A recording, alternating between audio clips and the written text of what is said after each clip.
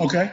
So you got into poetry as an outlet for things that you were feeling. I'm pretty sure that a lot of us have dabbled into poetry as an outlet for what we're feeling. But how did you become this world-renowned poet? Because you've performed in the United States as well as in Europe, right? Yes, yes. And I think that was 2015. I did had the opportunity to do a poetry tour, a small poetry tour in the UK. So I was in Northern Ireland, Scotland, England. Um, it was a beautiful time, and I also have toured, throughout the United Poetry Project with was called Conversations in Color. And kind of looked at the civil rights movement a little bit, and I had a chance to perform at the Charles H. Wright Museum in Detroit, Michigan, which is like probably like the second largest African American history museum in the United States. It's amazing.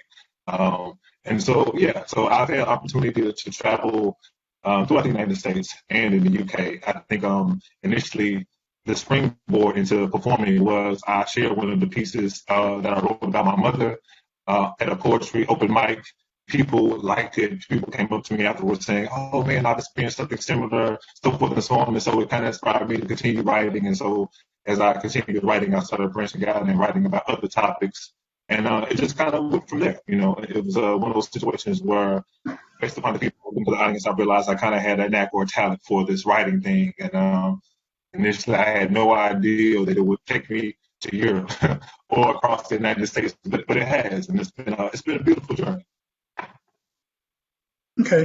Having said that, so you started writing as an outlet for feelings.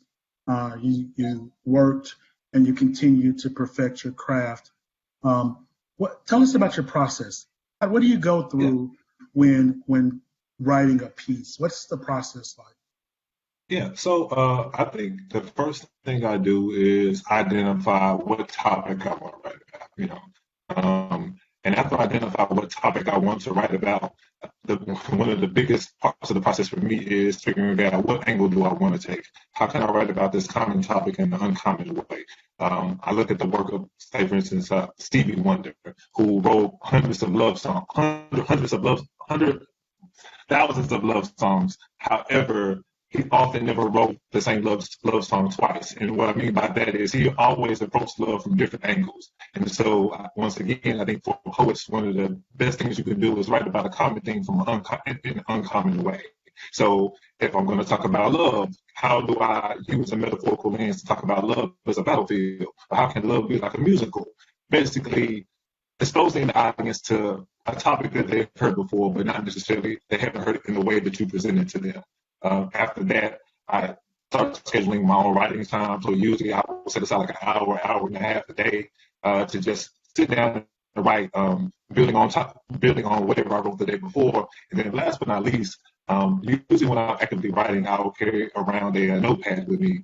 When I'm just walking throughout the day, I may hear a conversation, people talking about, say, for instance, if I was writing a poem about love, I may see a couple out and about.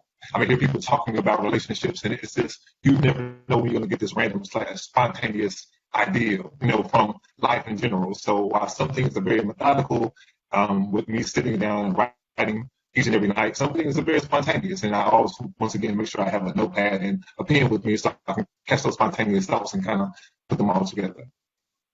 So I hope if we have any young poets listening today, I think the takeaway from that is that you can write about the same subject 1,000 times as long as you approach that subject from 1,000 different perspectives.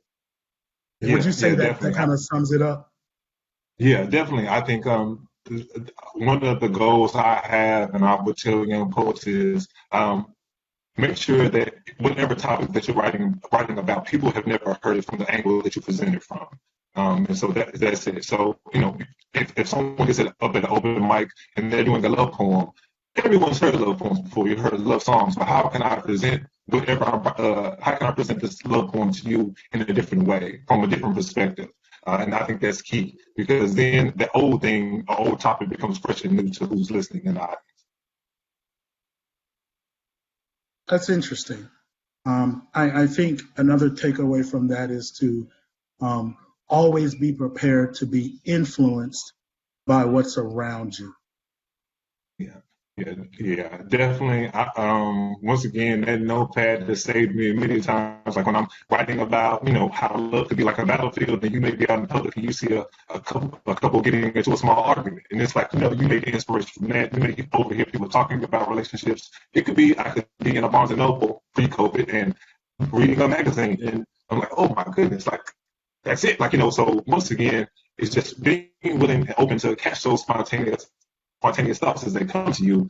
And, I always make sure you have something to jot those things down in, because I'm not at the Jay-Z level where you say, I just started memorizing everything and put it into my head. I tried that once before and got home, and yeah, I was very disappointed. I forgot everything. So I made sure that wouldn't happen again. Okay, so continuing along the lines of process, when you have been inspired to write about something and you've chosen the direction from which you're going to approach the subject, Mm-hmm. and you've taken notes about things related to the subject that you see, what's next in your process? How do you go about putting the words together to make a poem? That's a good question. So for me, it's like building blocks. So every day when I sit down to write, during my scheduled writing time, usually I'm building on top of what I wrote the day before. And so some poets write in a very linear fashion where they start with the beginning of the story, move to the middle, move to the end.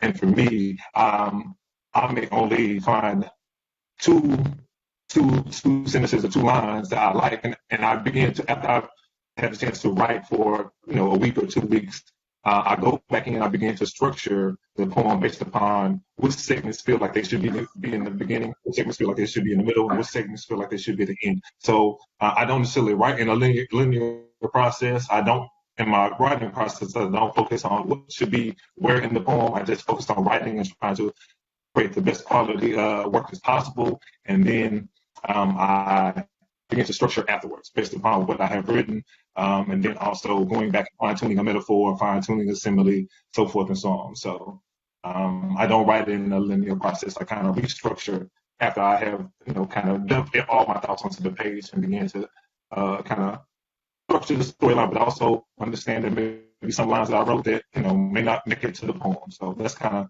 the process of getting it on the page into like a story form. Okay, so now I know I'm taking you through this process step by step. So we've established that here's your topic. We've established the topic. You've figured out which way you're going to approach that topic. You've looked at influences. You've actually started to write. When do you feel like it's complete, or do you ever think that a poem is complete? Because I know as a historian, writing, sometimes I just have to end an article because I could continue to go on, but I've kind of summed up my argument and I'm just like, this is the point where I stop. How do you choose when to stop? Well, I think for me, it's kind of like what I heard painters say, which I also was a visual artist at one time. Painting is never completed. It's just at this point I've chose to stop working on it for now.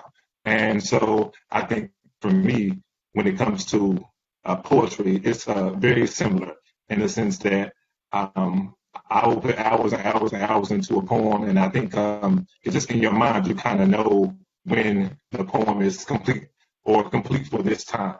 So that's it. So I think you just choose. A poet knows. A poet knows inside of them when they feel like the poem is done and they feel like they have worked on it enough and can't work on it anymore in this moment.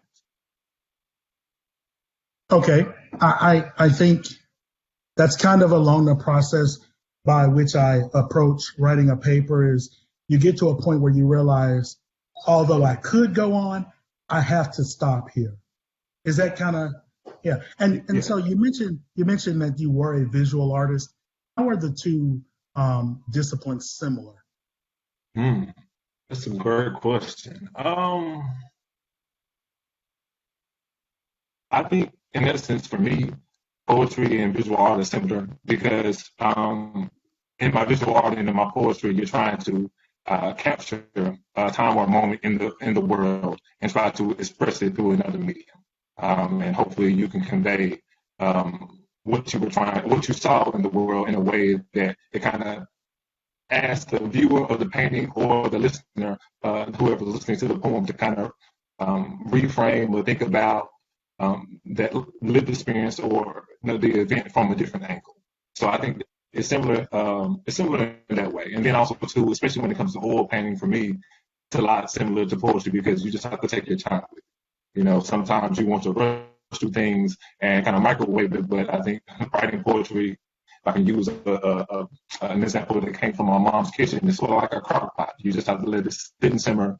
You can't rush it, but if you take your time with it, you'll probably be pleased with what you come up with at the end. So I think when oil painting, definitely one of those things where you just have to start your base, let it dry, put another layer on, let it dry. It's this long process that builds patience, but if you take your time, it can you can create something beautiful. I like that comparison. It's like oil painting. You have to just layer it. And I think that a lot of things that we do, we tend to try and microwave our way through when we may need to just take our time and oil paint the situation and just put layer upon layer upon layer. I could probably be a poet, maybe a little bit. And I know with that visual art question, I kind of got you away from your process, but going back to the process. So now you're starting to layer the words and you're coming up with the poem, and you've chosen that this is the point where I'm gonna stop. What's next? What's next is trying to commit it to memory. I think for me, as spoken word poets, one of the things you focus on is the written word, but you also kind of write in a way that you have performance in mind. So what lines will I highlight? At what points in the story when I'm speaking the poem will I slow down? What points will I speed up? At what point in the poem will I amplify my voice or distort my voice? Because it is very much, once again, you have performances in mind as a spoken word poet. So that's it. Committing the poem to memory, but then also thinking about how would I say the poem or speak the poem in different ways at different points in the poem.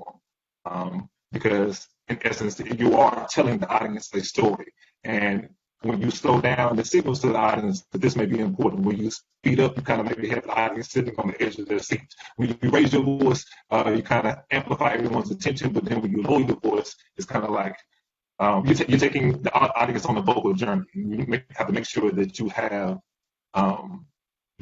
in your mind how you want to tell each part of the story so that you can convey it in the best way possible and make sure that it is received in the way you meant to write it. That's really interesting. I think what jumped out to me on that is trying to decide on the cadence of the poem.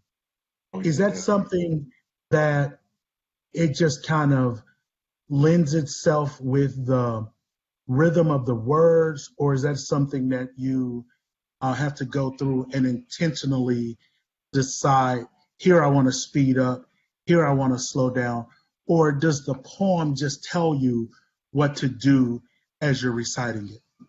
Yeah, so it's a little bit of both. I think I teach a storytelling and spoken word poetry class, and the performance-based class. And one of the things we talk about in that class is the face work. So when you're saying your poem, saying it in the mirror and seeing if basically what you're saying, if your voice matches what the poem is saying at that moment. I remember when I was in the spoken word poetry, True Foreign Tongues, and we had an acting coach, shout out to Agnolia B. Gay, and she would have us go over our lines, and we would say the poems, and she would say at times, "I don't believe you." In essence, she was saying basically, "I hear what you're saying, the poem is saying, but the tone of your voice, your facial expressions, your hand gestures do not match that. So I don't believe what you're saying." And so I think spoken word artists spend just as much time writing the poems as they do perfecting their performance to make sure that they convey the emotions and everything that they want to convey at the right time. Especially the ones who I think are world-renowned people who I admire the Cultural Chapter to do this. You spend just as much time crafting your performance as you spend crafting the words that you share with others. I want to pause right here and let all of the people who are viewing through Facebook Live to remember that if you have any questions for Dr. McFerguson, if you would please just type those in the comments. Once we get to the end of our conversation, we're going to make sure to save 10 or 15 minutes for questions at the end. So again, if you have any questions, please type them in the comment section and we will get to them as we approach the end of the broadcast. So for those of you who may have just joined us, I'm Brian Rogers with Mosaic Templars Cultural Center, and we are interviewing our Black History Month artist for 2021, Dr. Marquese McFerguson, who is a poet. We found out he's a visual artist, and he's a professor and a scholar who studies interpersonal communications, particularly African American pop culture and rap, which I hope to get to as we get to the end. But right now we're talking about his process. So we've established that he chooses a topic, tries to look at it from a different point of view, a new point of view, and then he starts to layer the words, layer it like an oil painting, and then he's completed his work. Now he's working on committing that work to memory. So the performance, what is a performance like for you? I think the more time I have to sit with the work and become comfortable with the work, the performance is just like a rehearsal. You're going up there and you're basically doing for the audience what you've been doing in practice. So for me, a performance is one of those things where you get the adrenaline rush, especially when you're doing new work. It's an amazing experience. You're probably, for me, most times my legs are shaking, my hands are sweaty. I'm trying to make sure my voice is not trembling. But once again, the more I perform the work in private, the easier it gets to share the work in public.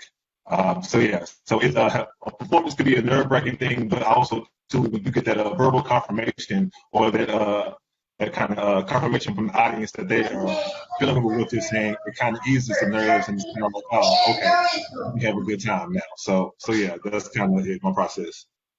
Okay, so once you get through that initial reaction to speaking in public and you start to feed off the vibe of the crowd, then it's like you relax and like, okay, let's have fun.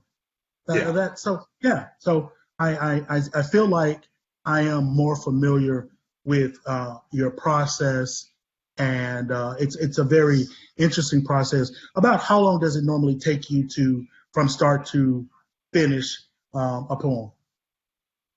So it takes me about maybe a week and a half in general to write a poem, especially if I'm not having to do like a lot of research, and then it takes me about a week and a half to memorize a poem, to feel comfortable with it. Now, I probably can actually say the poem in 3 to 4 days, but to actually embody the poem and feel comfortable, it takes about a week and a half. So you mentioned research. Talk about research. When would you ever need to research? Give us some insight into that. Got you. So an example of this is when me and the Foreign Tongues Poetry Group, we wrote a poem called Love Bullets. It was basically a poem that was an extended metaphor for love. And it was like looking at love but through the lens of war. And so I began to research like battlefields, great wars in history, different types of guns that people used in wars. And so you compile like this big list of um, terminology and words that are connected to war, and then you begin to write the poem kind of like through that war lens. And so as I am talking about, war and conflict, I can kind of use this battle here that the audience would know, or talking about how war can be love and war can be radioactive. So then you begin talking about Nagasaki and Hiroshima. So it's this idea of connecting and connecting your poetry and looking at through that topic through a new lens. And so for me, the research is very important. Also, I remember one time we did a poem about how love is like a musical. And so you begin to research all these musical terms, all these musicals in history, all these famous singers. And so you can kind of play on words, so forth and so on. So you're not just throwing words on a page, you actually know what you're talking about in your poems. Exactly. Interesting. Yeah. All right. So I think we have a good idea of your process and how you put these things together. Now, if you would take some time and talk about your influences. Are you more influenced by poets, by other poets, or are you influenced by current events or musical artists? Who are some of your influences, and how have those influences made you a better poet? I think in particular, for me, and I always make sure I say this up front to people when I share my influences. At heart, first and foremost, I'm a spoken word artist. So some of my biggest influences are spoken word artists. And not to say that I am not inspired by, for instance, the written word, but I love the work of Nikki Giovanni. Also, love the work of, say, for instance, like a Saul Williams, who also focuses on the written word, but also the spoken word as well. But for me, I love the work of contemporary spoken word artists like Rudy Francisco. When you look at the work of George Yamazawa, Sonny Patterson, like these are the people that I really, really am influenced by when it comes to spoken word poetry. But also when you look at hip hop music, I think I love the work of, say, for instance, a wordsmith like Jay-Z, or when you look at a Kendrick Lamar or J. Cole.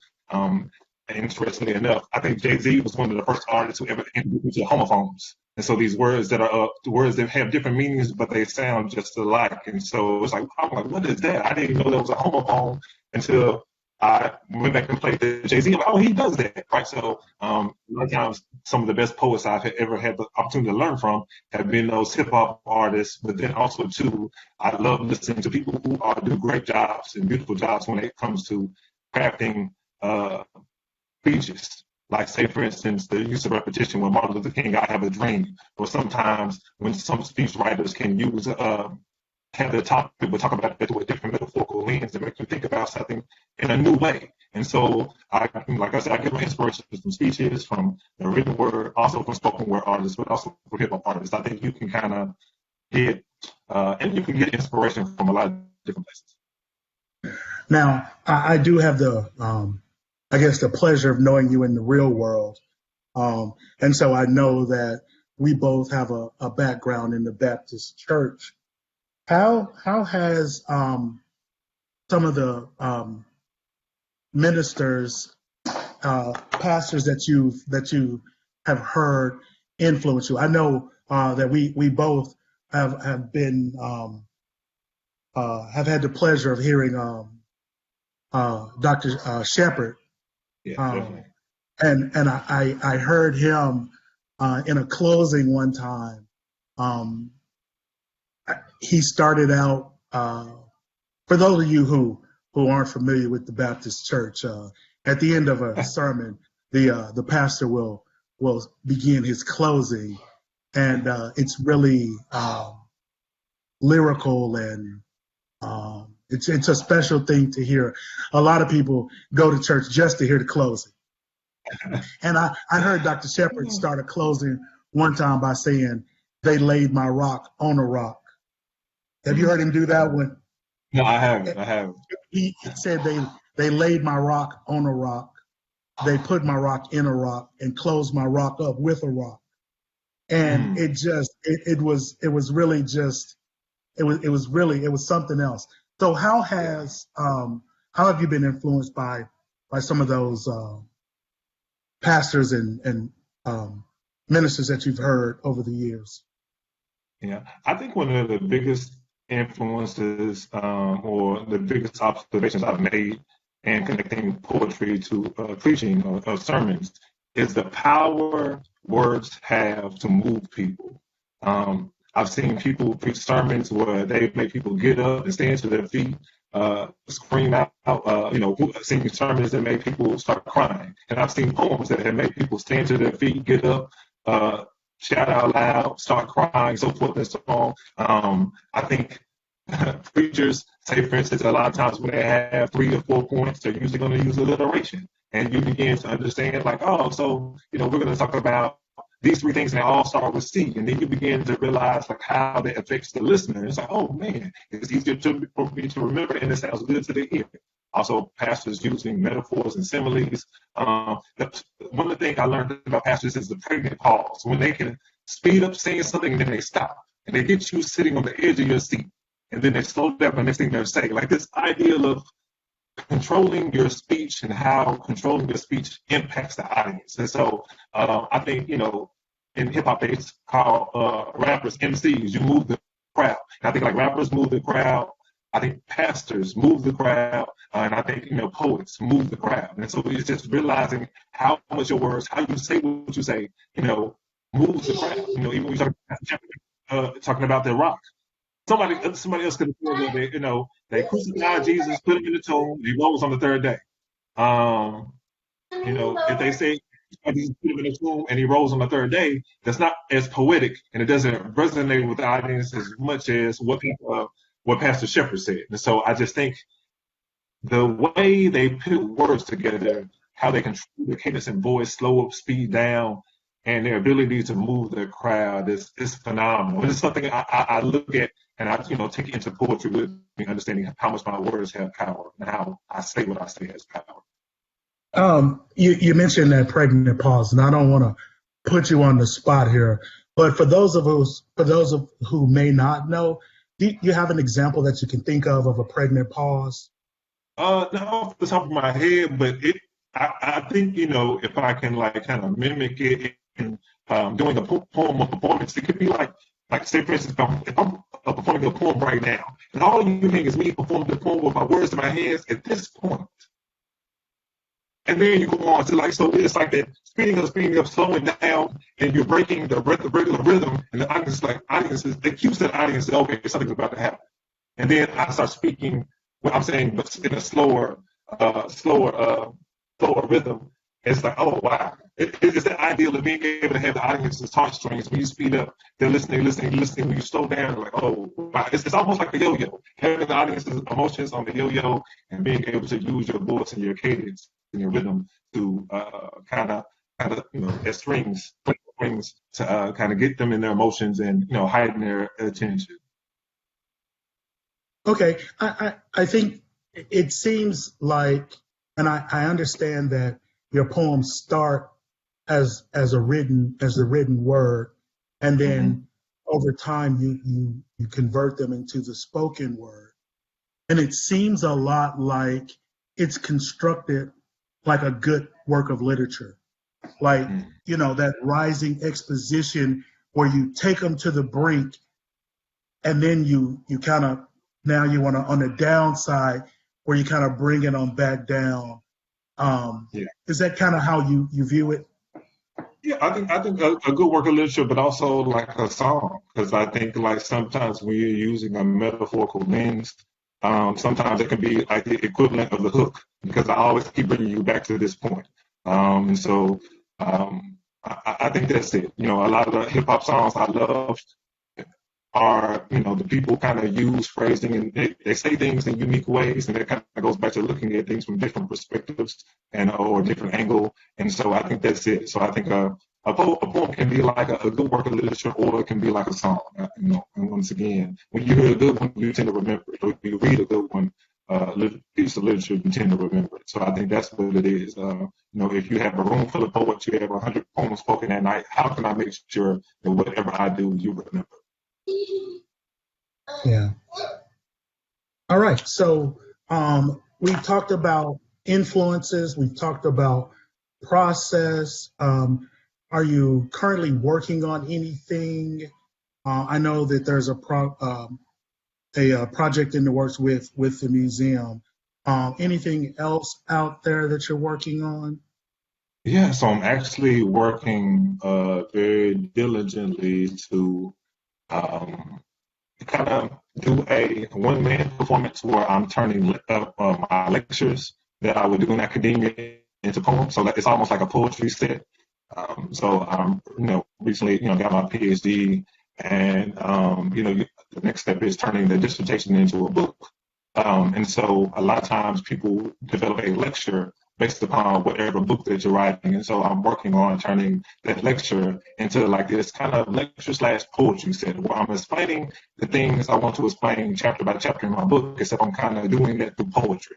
And I kind of have like these interludes in between where I talk to the audience about different things. And then those interludes lead into another poem, which will once again kind of be a chapter in a synopsis. So that's what I'm working on. It's kind of different, but I always want to focus on making sure that the work that I do inside academia translates to multiple audiences. Because being a person who neither one of my parents had the opportunity to finish high school, I realize that sometimes academics can have a tendency to use these $10 words and stuff like that nobody can understand. And so I want to make sure that no matter who I'm talking to, they can understand the story that I'm telling, and it can possibly resonate with them.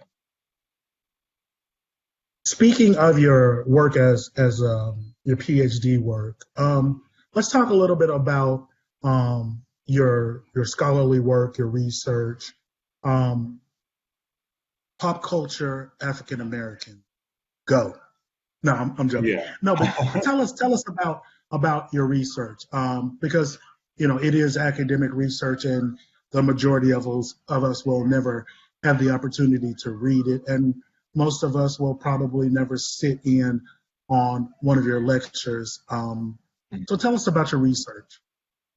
Yeah, so I think my research and poetry have kind of a line running through them. Basically, whether it's my poetry or my research, it's stories about Black people, stories about Black folk. Like that's kind of like the crux of what I do with my research. Most of it studies like you said, Black popular culture, but then also the hip hop. So I recently had a chapter in a book published where I talked about growing up in Little Rock during the 1990s, and that was right around the time HBO did the documentary Banking in Little Rock.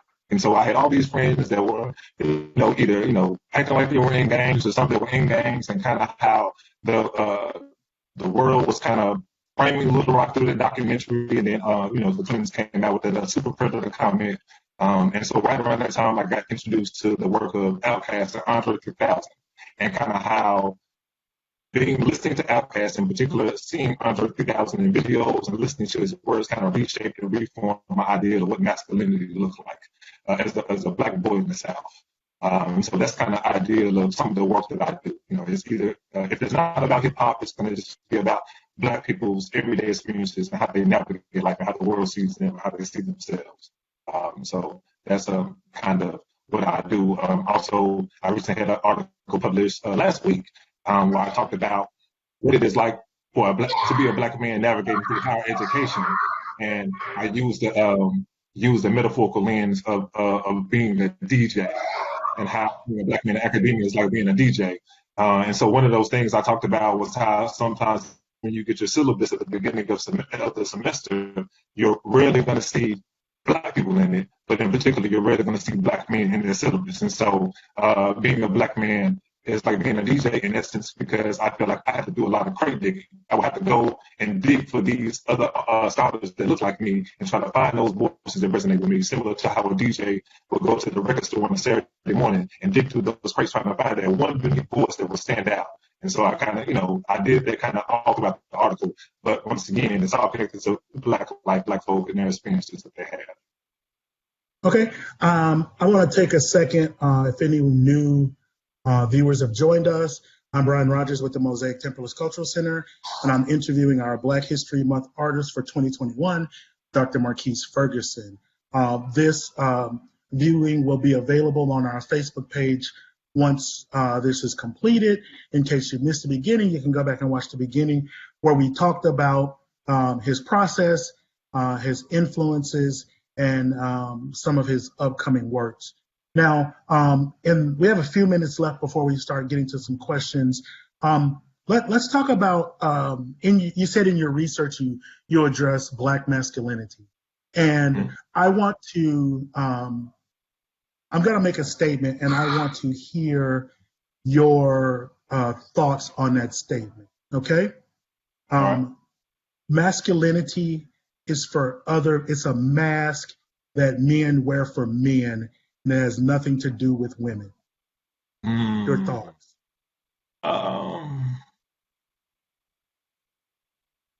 I would say, I would push back on that a little bit.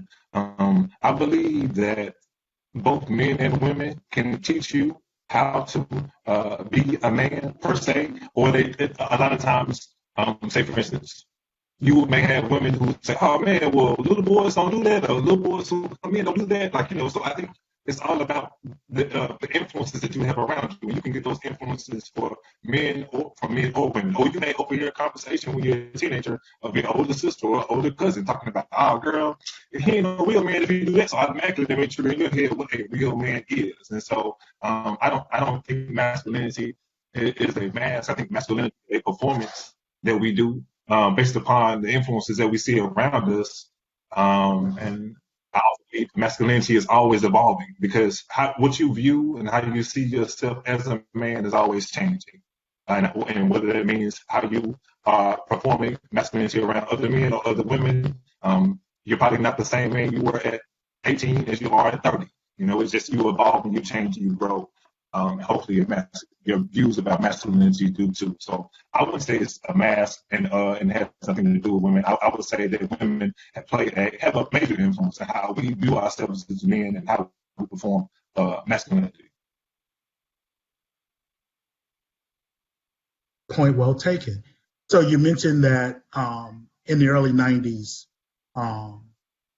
you were exposed to Outkast and you started to view masculinity differently based on Andre 3000. How did that change your views of masculinity? Well, a little bit of backstory. So also in the early 90s, my father passed away. So it was right around that time that I also was turning 13, 14. And so I was, it's when you, as my mom would say, you start smelling yourself. You think you're a man. And so, I'm trying to navigate, and my father passed away. So now in my mind, I think I'm the man of the house. Don't know what ideal of, what a man looks like. And so I began to talk to my uncle more. He would tell me, "Oh, this is what a man does." He was a womanizer. He was very problematic. The idea of toxic masculinity, that's him. And so these ideas about manhood coming from my uncle, but then I start listening to Outkast. I'm like, hold on, wait, like now Andre's saying something totally different from what you saying. So you're saying, ain't no woman like the next woman. My uncle is saying that, but then Andre is saying, in a verse, I love her like Egyptians. Want the description, my royal highness. So many pluses when I was that there can't be no mine. So now you're lifting black women up. You're talking about she's your royal highness. We should be seen as equals inside relationships. He's talking about wanting to be monogamous. Even when you go on to the song Outkast did with UGK, International Players Anthem, Andre's whole verse was talking about settling down and being with one woman. And so it's like those things started to kind of push back on my uncle's ideal of masculinity, and I was starting to spend more time listening to rap. And so it's like we're hearing these stories each and every day. And it's like, wow, okay, this is kind of, opening my eyes up to what another window of what masculinity could look like. Andre 3000, for me, played a major influence. And one of those kids that had the Walkman in his room and the radio, and I would sit and listen for hours.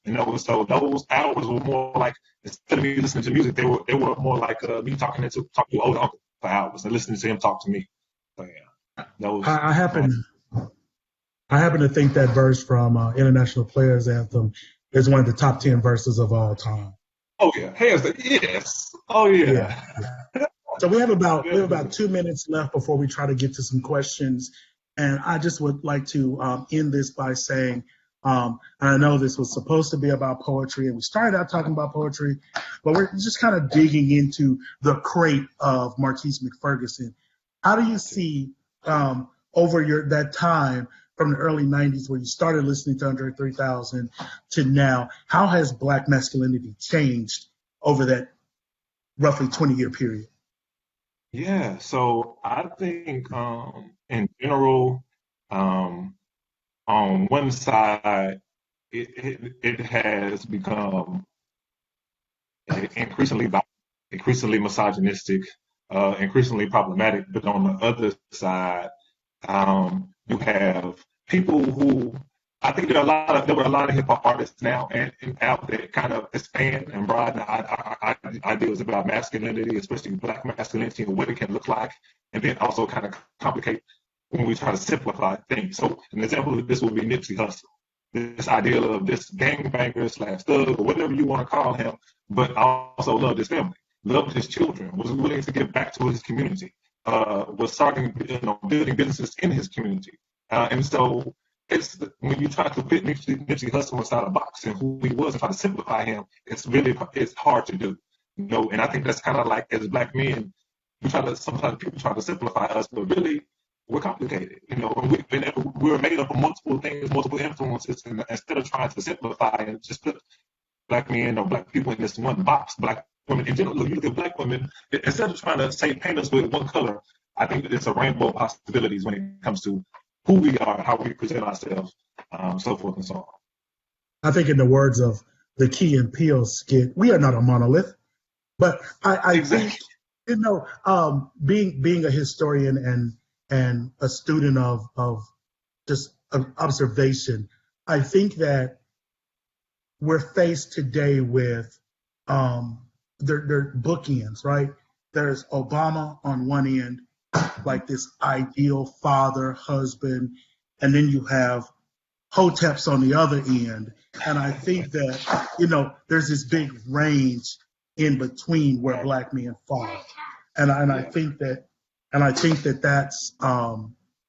that's significant. It's a huge chasm to kind of overcome between the two. That being said, is there anything else you would like to add before we get to questions? No. I'm willing. We can get to the questions. I think I would just add that we're talking about Black masculinity or Black men and Black women. I think sometimes we have to realize that growth can be uncomfortable. And each and every day, when you're being yourself, you're not going to get it right every day. And I think, that we always have to leave room for growth. So say, for instance, when J. Cole recently had the back and forth with No Name, and, it's like, a lot of people are coming for J. Cole. I think, that was an opportunity for him to possibly grow and learn and I think we all have room to grow. We all have room to learn. So I think that's very, very important to be in to a point to give people grace and allowing them to grow. Because none of us are finished products yet. So. Well, let's get to some questions. I think this has been a very enlightening conversation.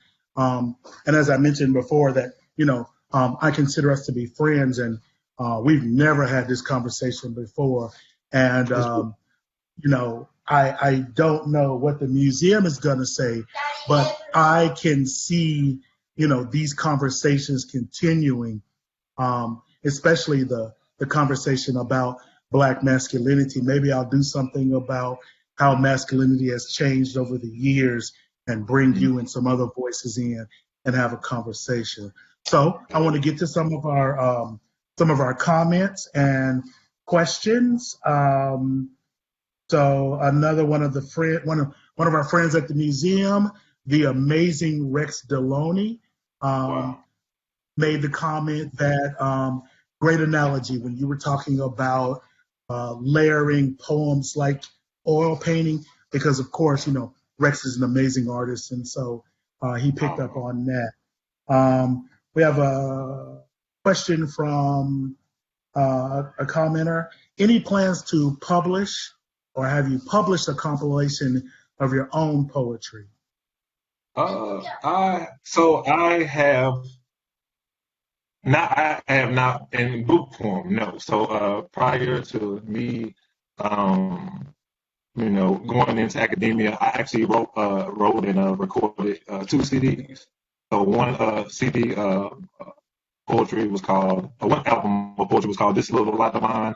Then the second one was called actually Something Beautiful. And I actually did the album release at the Mosaic. And so, yeah, so I haven't necessarily published a work. I think the first book I will actually publish will probably be me turning a dissertation into a book. But when it comes to poetry, no. But I think that actually the book that I'll be publishing will actually have some poetry in it. And because I actually use poetry as a form of a way to communicate to people in my dissertation. So that was very important to me to be able to write in the way that I wanted to. So hopefully they'll be coming out soon in the next year.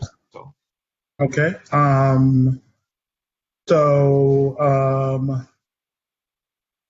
Dedron Dunbar, another friend of the museum, wants to know, what is your perspective on the arts as historical observers for the time? That's a good question, Dedron. Really good question. State the question one more time, Brian. What is your perspective on the arts as historical observers for the times?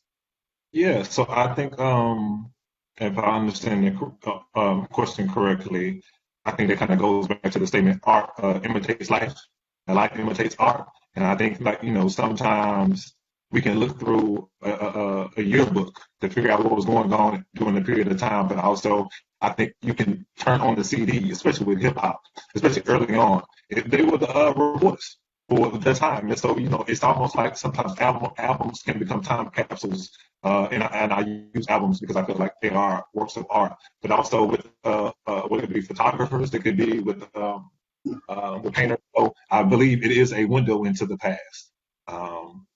And it also helps us hopefully not repeat the same things that we've been through. Dedron, if you're still listening, I love that question. You just gave me an idea for some research, writing about the Black community using popular music of the day. That's something we're going to talk about.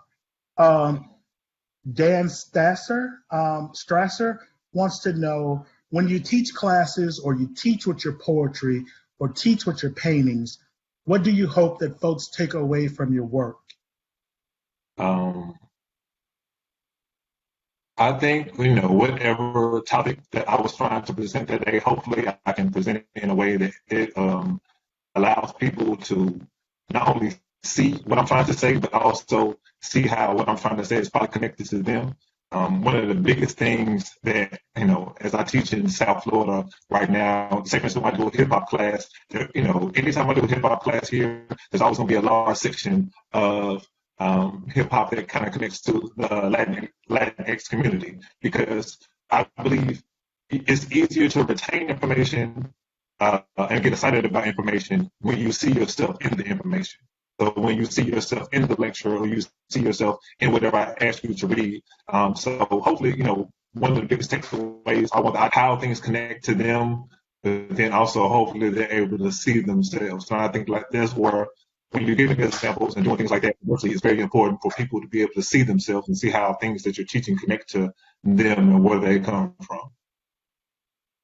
All right, and our final question comes from a Facebook viewer, Keontae Mills Fletcher. Okay. Shout out, Key. Okay. How has the current cultural climate influenced your recent work? I want to say, for me personally, there has been last year was a tough one. Not only just with COVID, but with all the multiple Black deaths in the media, how it played out on television, and it was almost a time where I just stopped listening to the news, and because it was just so it seemed like it was so negative, and it really started affecting me. And so for me, one of the things I've been trying to focus on more within my research, but also within my writing, is Black joy, because I think sometimes we don't get an opportunity to focus on those things, And there was this I think website that guy had called Black Men Smile. There's like little things like that where it's like I'm looking at Black joy to help kind of counteract or balance all these things that are, going on in society that are negatively impacting my community, whether it be how COVID disproportionately impacted the Black community, or whether it be once again with the police murders. It's just a situation where each and every day you turn on the news and you have to figure out how do all those things are going on. But for me, I started looking at and focusing on Black joy and Black excellence. And how people are not only surviving, but they're also thriving. And so for me, that was very helpful because, I needed that. I think anything in life that's out of balance is not good. So I had to find some balance. And for me, that was looking at the Black joy and Black excellence, realizing there are a lot of negative things going on in the world, and not turning a blind eye to those and being very tuned in, because there are a lot of people who are out here who are thriving. And there's a lot of Black joy in the world. And so, so that's kind of how I, how the recent cultural things in this society has impacted my research. Just kind of looking at things from a different angle, and not once again turning a blind eye to all the negative things going on. I never do that, but also looking at the Black joy at the second place in our society as well. I think that's really powerful. I've seen quite a few scholars and historians and thinkers who are posting on social media for Black History Month, and they're trying to post the joyous events in Black History Month. In Black history, I think we're often bombarded with enslavement and Jim Crow and racism. I think the thing that's important to remember is that while those things were going on, people were still experiencing joy in bits and pieces in their lives, and highlighting that joy is important. Well, Dr. McFerguson, I certainly thank you for today. In the beginning, I wondered if we were going to have enough to talk about in an hour, but it seems like we could continue to go if we wanted to. But again, thank you all for watching. Be on the lookout for future conversations with Brian Rogers and ... Thanks so much for joining us today. Thank you, Dr. McFerguson. Also, just want to let everyone know that on February 26th at 7 p.m., Marquese McFerguson will be headlining our Black History Month poetry event, Figuratively Speaking, which will be hosted by Drika Morning from the Arkansas Arts Council, who's a accomplished poet in her own right, and will feature 8 local poets. So we look to see you all there 7 p.m. on our Facebook page, February 26th. Thank you so much for attending. Again, thank you, Dr. McFerguson, and it's been a joy to talk to you today. Thank you. Likewise, man.